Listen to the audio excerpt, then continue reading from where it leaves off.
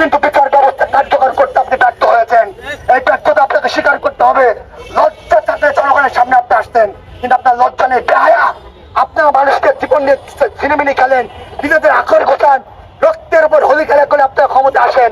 Ramiz sir বিচার বক্তব্য ঠিক, হয়তো রামিজ স্যার যদি বিচার পেয়েও থাকে, যদি তাদের রাগের ক্ষোভে বিচার দিয়ে থাকে, পর্ব যত ধর্ষণ হবে প্রত্যেকটা ধর্ষণ নিছক এবং উপহাসের মাধ্যমে রূপান্তর করবে তারা। আমরা সরকারকে বলতে চাই, যদি না পারেন বলে দেন, যোগ্য নেতৃত্ব তৈরি হোক এবং তার রাষ্ট্রকে আগামীর সুন্দর রাষ্ট্র রূপান্তরিত করুন। একটা কথা বলতে চাই, কথা হলো এক, বিচার যখন একজন অপরাধী অপরাধ স্বীকার করবে, আপনি কেন তাকে জেলখানায় ফেলে বসে বড় করবেন? কেন কি নাদোষ তৈরি করবেন? আর তারা দেখছেন, তারা অবশ্যই স্বীকারোক্তি দিয়েছে, অতি দ্রুত তাদেরকে বিচারের আওতা নিয়ে আসুন এবং প্রকাশ্যে ফাঁসি দেন।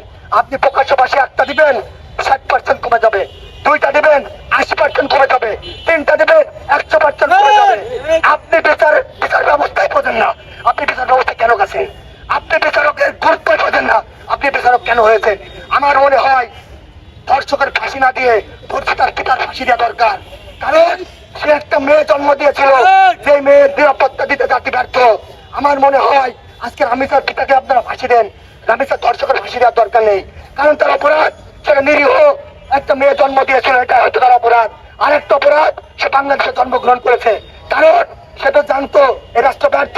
বিচার ব্যবস্থা থেকে শুরু করে প্রত্যেকটা প্রশাসন ব্যবস্থা তালিকা শক্তিতে যারা আছে, তারা শুধুমাত্র নিজের খাইশ অনুসরণ করে এবং এই দেশকে ব্যর্থ রাষ্ট্র রূপান্তর করবার জন্য পার্শ্ববর্তী এবং দূরবর্তী রাষ্ট্রের সাথে হাত মেলায়। গোপনে খান বেশ্যার ভাত, প্রকাশ্যে করেন সততা। এটা হতে পারে না, পারবেন না। প্যাভিলিয়ন ঘাট ধরার প্রয়োজন যেন আপনাদের না হয়। রামিসার বিচার প্রকাশ্যে, রামিসার ধর্ষকের বিচার প্রকাশ্যে করতে হবে এবং ওই স্ত্রীকে প্রকাশ্যে ফাঁসি দিতে হবে। নারী হোক পুরুষ হোক, অপরাধীকে অপরাধ জ্ঞান করতে হবে। অপরাধীকে যদি সময় দেন, সুযোগ দেন, তাহলে রাষ্ট্রের অপরাধ প্রবণতা বৃদ্ধি পেতে থাকে। এ বোঝেন না? ঢাকা বিশ্ববিদ্যালয় সহ মাদ্রাসার স্কুল কলেজ শিক্ষার্থীদের এসে এই কথা বলতে লাগে, লজ্জা থাকে না আপনাদের?